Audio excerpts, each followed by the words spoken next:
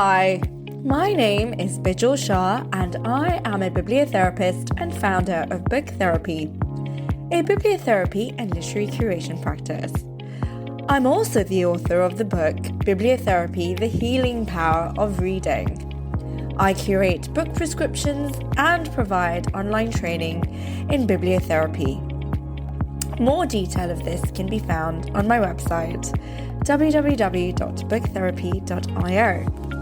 In this podcast, I share my knowledge and research on bibliotherapy, including the latest developments, science, and book recommendations. Join me every week where we take a deep dive into bibliotherapy. We release 2 episodes a week. Voice notes from me, your resident bibliotherapist, and Ask the Bibliotherapist, book recommendations for what's on your mind. I hope you enjoy the show, and if you'd like a bibliotherapist in your pocket, you might find my book Bibliotherapy, The Healing Power of Reading, a helpful companion. It's available at any bookstore that you shop at. And don't forget to subscribe wherever you listen to podcasts and get new episodes as they're released. And as always, I love hearing from listeners. So if you'd like to get in touch, share any book recommendations or thoughts on bibliotherapy, you can do so at bijal@booktherapy.io. Thanks for listening.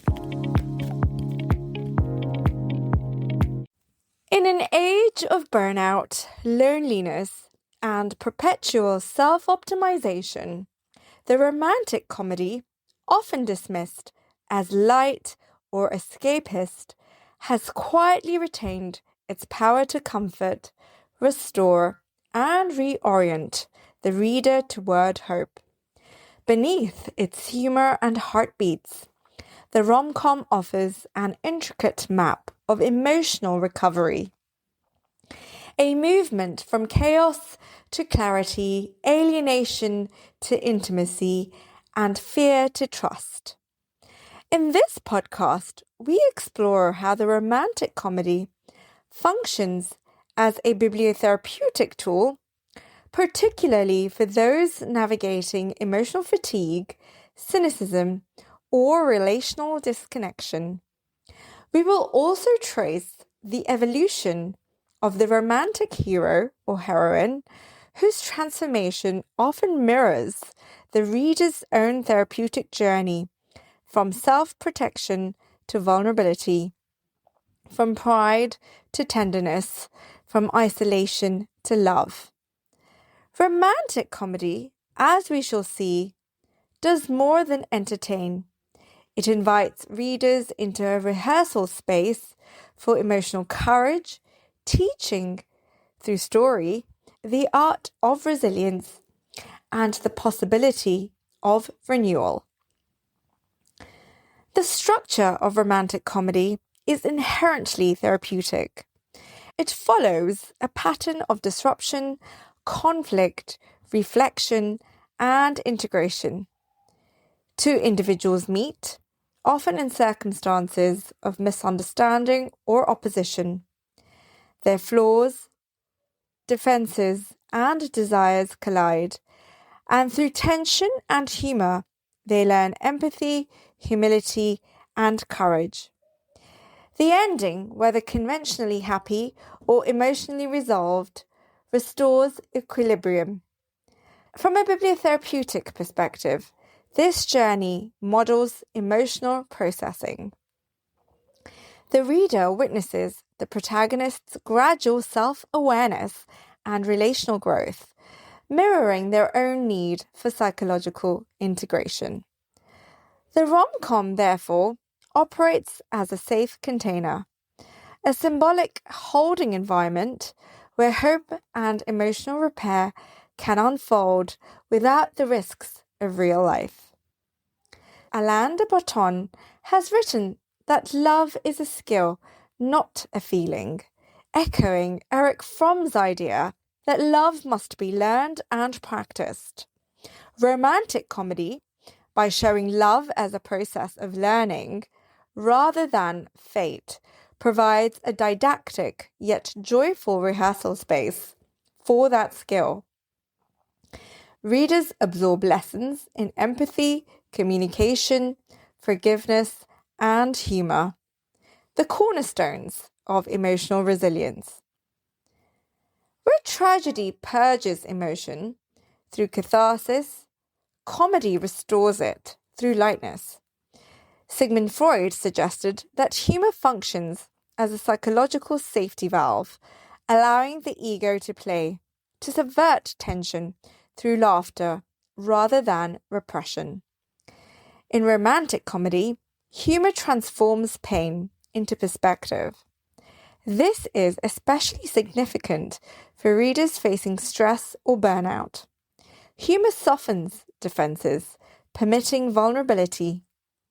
As bibliotherapy research shows, narrative immersion combined with humour can reduce stress responses and increase positive affect, helping readers reframe their own conflicts as manageable rather than catastrophic.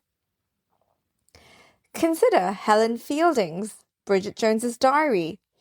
On the surface, it's a comic modern retelling of Pride and Prejudice.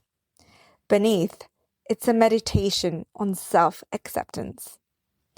Bridget's insecurities mirror the reader's inner critic, but laughter dismantles shame. Her chaotic journey becomes a mirror for imperfection and resilience, reminding us that wholeness doesn't require flawlessness. The romantic comedy thus acts as a gentle therapeutic intervention. It reassures through pattern recognition, i.e. others struggle too, diffuses anxiety through humour, and restores hope through narrative closure. At its core, every romantic comedy is a Bildungsroman of the heart. The love story is often a metaphor for psychological individuation, the integration of self before true connection with another becomes possible. Jane Austen's Pride and Prejudice remains the archetype. Elizabeth Bennet and Mr. Darcy's romance unfolds through parallel journeys of self-awareness. Each must confront pride, prejudice, and emotional blindness before love can mature. The bibliotherapeutic effect lies in its vicarious learning. Readers witness the transformation of pride into humility, irony into sincerity, and fear into openness. For readers experiencing relational fatigue, Pride and Prejudice offers more than escapism. It offers modelled growth. The tension between Elizabeth and Darcy externalizes an inner psychological dialogue between independence and intimacy. In resolving it, Austen's narrative teaches emotional literacy, how to see, understand, and forgive. Northrop Frye famously argued that comedy moves from confusion to order, often through miscommunication, disguise, or misunderstanding. This return to harmony functions as a symbolic healing ritual, a narrative equivalent of therapy's arc from fragmentation to integration. In Nora Ephron's When Harry Met Sally, the protagonist's decade-long friendship is punctured by missteps, defensiveness, and denial. Their eventual union isn't idealized, it's earned through time, honesty, and vulnerability. Watching their growth satisfies not only romantic longing, but also a psychological craving for resolution. The reassurance that even amid chaos, meaning and connection can be restored. For readers in emotional or professional turmoil, this narrative structure can feel deeply stabilizing. The rom-com affirms that tension and confusion are temporary phases within a larger healing process, mirroring the therapeutic journey itself. Bibliotherapy often relies on affective regulation, the ability to evoke and soothe emotion through reading. Romantic comedy excels here. Laughter becomes both catharsis and coping mechanism. For instance, Crazy Rich Asians by Kevin Kwan satirizes excess family conflict and cultural tension through humour, transforming social anxiety into comic spectacle. Beneath the glamour lies a message about authenticity and boundaries, a key theme for readers balancing cultural or familial expectation with personal identity. By framing serious issues in comic terms, Kwan invites laughter as liberation, the act of finding joy in complexity. In this sense, romantic comedy functions as emotional physiotherapy, exercising the capacity for lightness, empathy, and flexibility that stress and burnout often erode. Now let's focus on the romantic hero. The romantic hero has evolved alongside cultural attitudes towards gender, power, and vulnerability. In early romantic comedy, Austen's Mr. Darcy, Shakespeare's Benedict in Much Ado About Nothing, or George Eliot's Will Ladislaw in Middlemarch, the hero begins as emotionally restrained, proud, or cynical. His arc is one of humbling and awakening. Through love, he learns empathy and emotional expressiveness. From a bibliotherapeutic standpoint, this archetype represents the integration of feeling and reason, the reconciliation of intellect with emotional truth. Readers identify not only with the hero's desire, but also with their struggle to unlearn defensiveness. Their transformation models the courage to be vulnerable, to risk tenderness in a guarded world. In contemporary romantic comedy, the hero is less saviour and more partner in growth. Works like Jojo Moyes' Me Before You or Jasmine Guillory's The Wedding Date depict partners who are flawed yet emotionally available, learning alongside the heroine rather than rescuing her.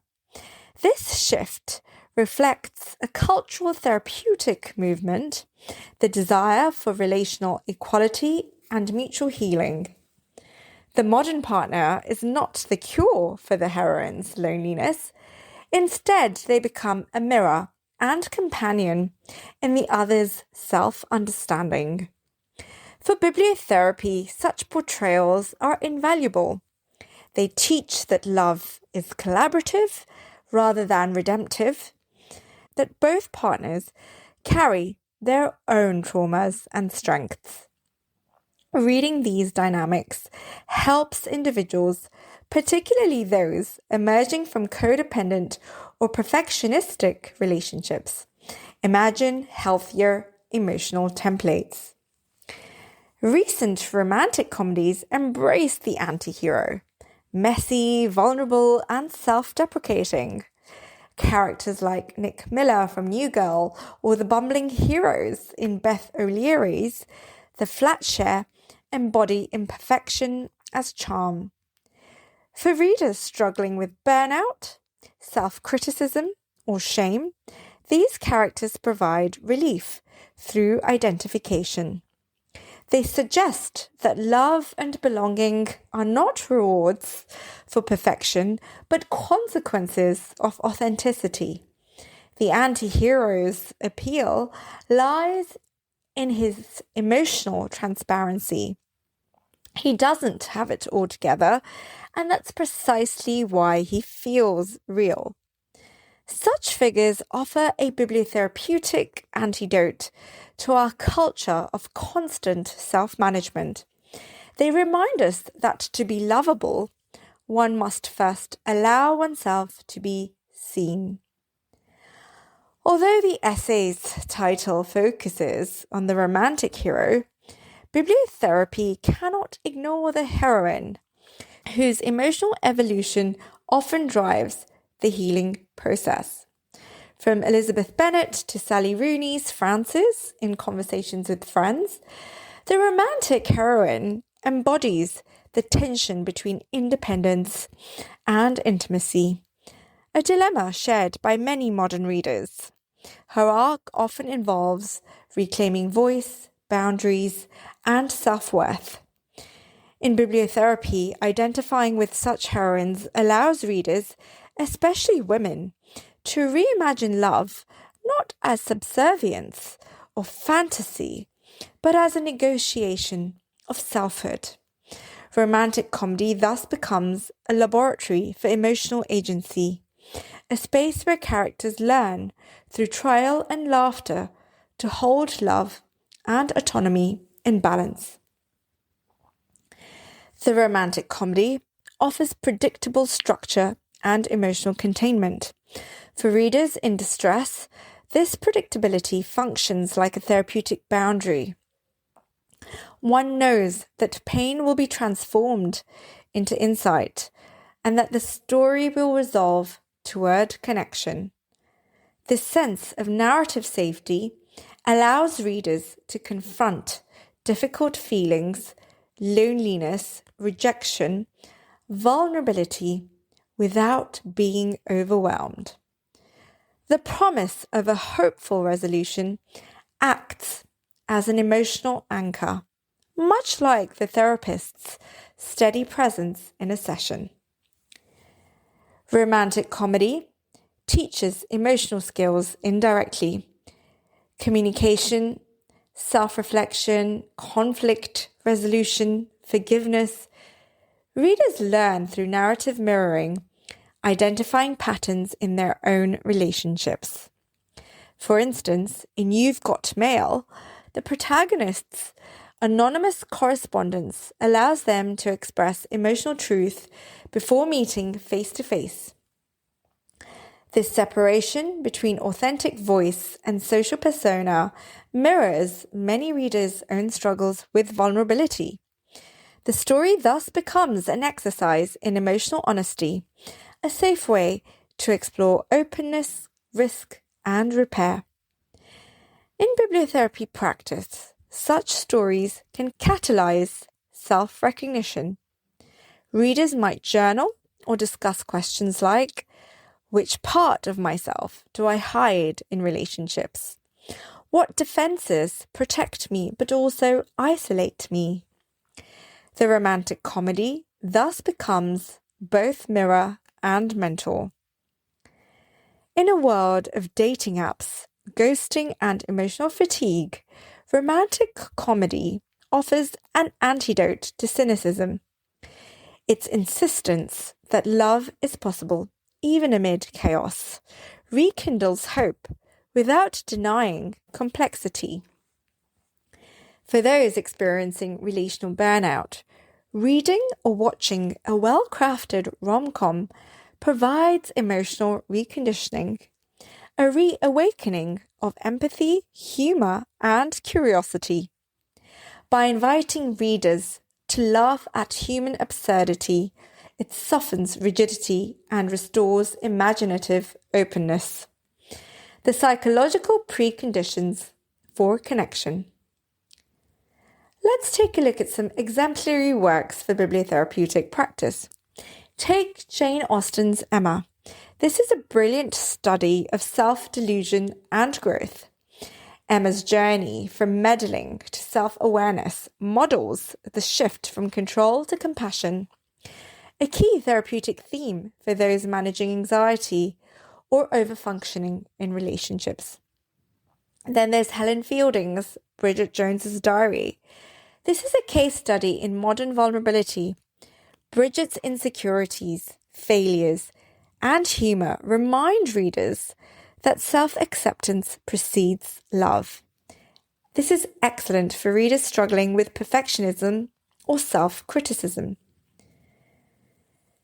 In Sally Thorne's The Hating Game, workplace enemies turned lovers, this novel explores competition, ambition, and emotional risk in professional settings, and is ideal for readers seeking balance between drive and emotional authenticity.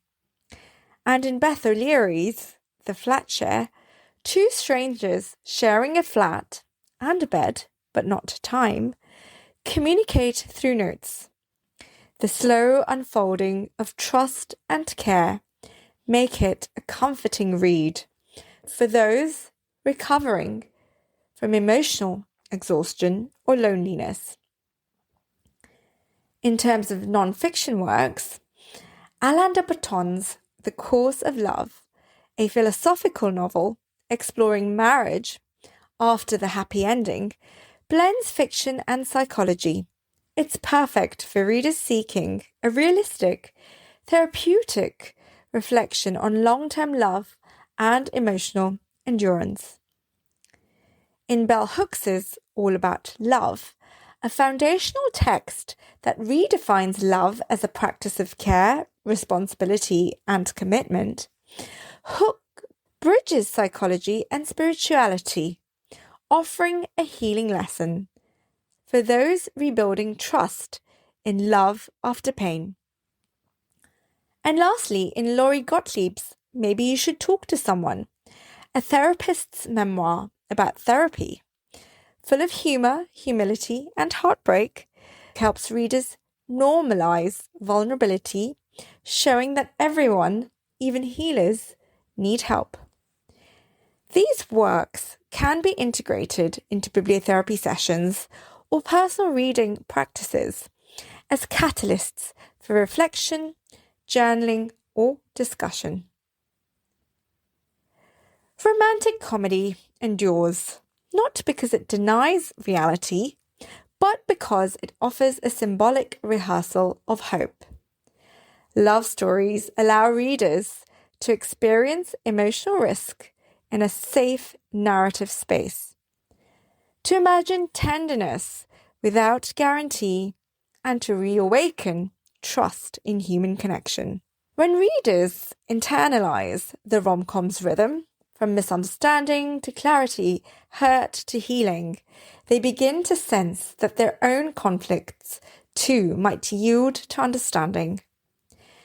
This psychological effect, known as narrative reframing, transforms personal despair into possibility. Romantic comedy, then, is not a fantasy of perfection, but a manual for perseverance.